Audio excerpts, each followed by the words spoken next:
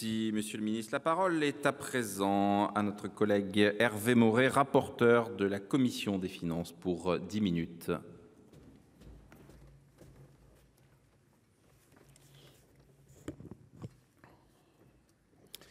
Monsieur le Président, Monsieur le Ministre, Monsieur le Président de la Commission des Finances, mes chers collègues, parmi les différents types de frais bancaires, les frais appliqués dans le cadre des opérations de succession se distinguent par leur disparité, leur coût élevé et leur manque de transparence. Ces frais représenteraient, selon les estimations, entre 125 et 200 millions d'euros par an, soit environ 1% de l'ensemble des frais bancaires prélevés en France. Si ce montant peut sembler marginal au regard de l'activité des banques, les sommes prélevées pour une succession peuvent être significatives, notamment pour les successions les plus modestes. Selon une étude de l'UFC Que Choisir, les frais bancaires acquittés par les héritiers pour une succession de 20 000 euros peuvent varier de 80 à 527,50 euros. Avec une moyenne de 291 euros en 2023, en hausse de 25% par rapport à 2021 et de 50% par rapport à 2012, les frais bancaires facturés en France au titre des opérations liées aux successions seraient 3 fois supérieurs à ceux pratiqués en Belgique et en Italie, et même 4 fois plus élevés qu'en Espagne. Le cas de parents qui se sont vus réclamer 138 euros pour clôturer le livret A de leur enfant de 8 ans décédé a créé une vive émotion qui a suscité un certain nombre de réactions et d'initiatives parlementaires.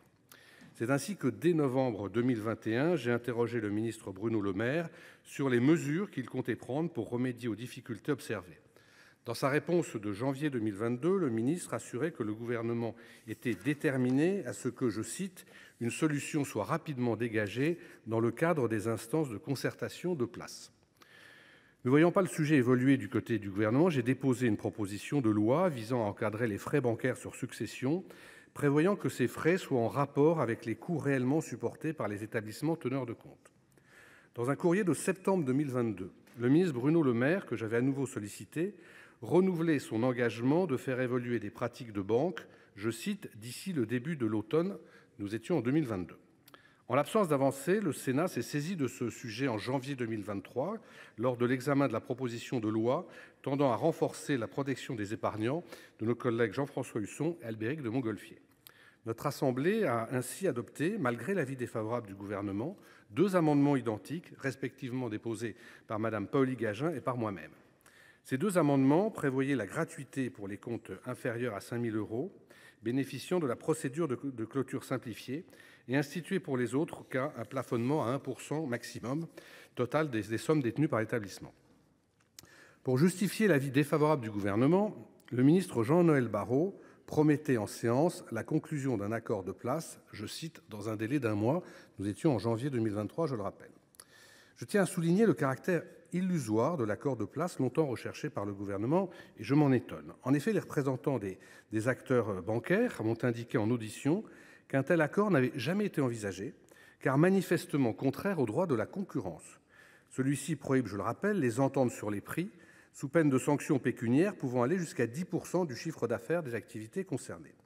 Je suis donc assez surpris rétrospectivement de la position du gouvernement. Aussi, je me réjouis que la députée Christine Pires-Beaune ait pris l'initiative de porter à nouveau cette question devant le Parlement à travers la présente proposition de loi. Je tiens à saluer son engagement et le fait qu'elle se soit toujours référée aux travaux du Sénat, tant dans ses interventions à l'Assemblée nationale que dans les médias. Je me réjouis et l'en félicite qu'elle ait réussi à convaincre enfin le gouvernement de remédier à cette situation et de soutenir cette proposition de loi. Reconnaissant la grande qualité des travaux réalisés par la rapporteure à l'Assemblée nationale, j'ai abordé la présente proposition de loi avec l'objectif d'un vote conforme.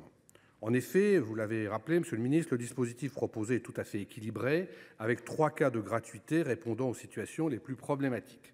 En premier lieu, les successions les plus simples, c'est-à-dire lorsque l'héritier justifie de sa qualité auprès de l'établissement de crédit teneur des comptes par la production d'un acte de notoriété ou d'une attestation signée par l'ensemble des héritiers. En deuxième lieu, lorsque le montant total des soldes des comptes est inférieur à 5 000 euros. Ce seuil concerne les successions les plus modestes, qui représentent 30% de la population. En troisième lieu, enfin, lorsque le détenteur des comptes était mineur à la date du décès. Dans les autres cas, les opérations liées à la succession pourront donner lieu à un prélèvement de frais dont il reviendra au décret d'application de définir le barème. Cependant, à la suite de mes auditions et de mes entretiens avec vos services, monsieur le ministre, que je remercie de leur disponibilité et de leur fructueuse collaboration, il m'est apparu nécessaire de conforter l'intelligibilité et la validité juridique de l'encadrement législatif envisagé. La commission des finances a donc procédé à une réécriture globale de l'article 1er qui porte le dispositif d'encadrement proposé. Concernant la gratuité relative aux successions modestes, la commission a substitué au plafond de 5 000 € une référence au montant fixé par l'arrêté du 7 mai 2015 relatif à la clôture de comptes simplifiés qui a l'avantage de prévoir une revalorisation annuelle en fonction de l'inflation afin d'assurer son évolution dans le temps. Son montant était de 5 909,95 € en avril 2024. S'agissant du cas de gratuité relatif aux successions les plus simples, une référence à l'absence de complexité manifeste a été introduite par la Commission. Ces critères devront être détaillés par le décret d'application. Néanmoins, la notion de complexité manifeste, inédite au sein du Code monétaire et financier, reste sujette à interprétation. C'est pourquoi j'ai déposé un amendement pour préciser cette notion. J'ai également déposé un amendement rédactionnel pour améliorer encore l'intelligibilité du dispositif et un amendement visant à sécuriser sa date d'entrée en vigueur. La Commission a également élargi le champ d'application de l'encadrement afin d'inclure les établissements de paiement tels que Nickel et Revolut qui attirent un nombre croissant de consommateurs, notamment parmi les plus jeunes. De même, en vue d'assurer le contrôle de la mise en œuvre des nouvelles règles, la Commission a prévu l'habilitation expresse des agents de l'Autorité de contrôle prudentiel et de résolution, la CPR, et de la Direction générale de la concurrence et de la consommation et de la répression des fraudes. Au-delà de ces modifications qui viennent compléter et préciser utilement le texte de l'Assemblée nationale, nous avons souhaité reprendre le dispositif adopté en 2023 par le Sénat qui prévoit que le barème tarifaire qui sera fixé par décret respecte un plafond de 1% du montant total des soldes des comptes et produits d'épargne du défunt. Je tiens ici à préciser et à insister sur le fait qu'il s'agit d'un maximum. Il n'est nullement question de prévoir que ce pourcentage s'applique à l'ensemble ou même à la majorité des successions non couvertes par la gratuité. De surcroît, ce plafond sera complété par un second plafond en valeur qui sera, lui, déterminé par le pouvoir réglementaire. Ainsi, l'application de ce double plafonnement ne saurait en aucun cas conduire à ce que les frais prélevés soient supérieurs au niveau actuel. Il appartiendra au gouvernement d'y veiller scrupuleusement en prévoyant un barème dégressif en fonction du montant total des soldes, et ce, quels que soient les arguments et même, j'oserais dire, les pressions des établissements bancaires. Rappelons que pour une succession de 20 000 €, le montant moyen des frais prélevés est aujourd'hui de 291 €. Soulignons également que le patrimoine financier liquide, transmis dans le cadre d'une succession, représente en moyenne environ 10 000 €. Dans le cadre du dispositif proposé, près de 50% de nos concitoyens acquitteraient ainsi au grand maximum 100 € de frais.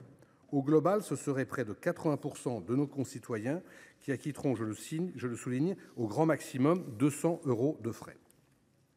Ce double plafonnement, en pourcentage et en valeur, constitue donc une protection majeure pour les consommateurs. Je ne m'attarderai pas sur les deux autres articles de cette proposition de loi qui ne présentent pas de difficultés particulières. L'article 1er bis prévoit l'application du dispositif à la Nouvelle-Calédonie, à la Polynésie française et aux îles de Wallis et Futuna. L'article 2 porte sur la remise d'un rapport destiné à évaluer l'impact des nouvelles règles un an après la publication du décret d'application.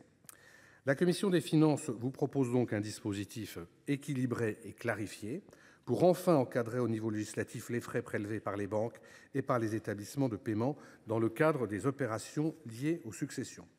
Je vous invite donc, mes chers collègues, à voter cette proposition de loi, je l'espère dans les mêmes conditions qu'à l'Assemblée nationale, c'est-à-dire à l'unanimité. Je vous remercie. Merci, chers collègues. Dans la suite de la discussion générale, la parole est à notre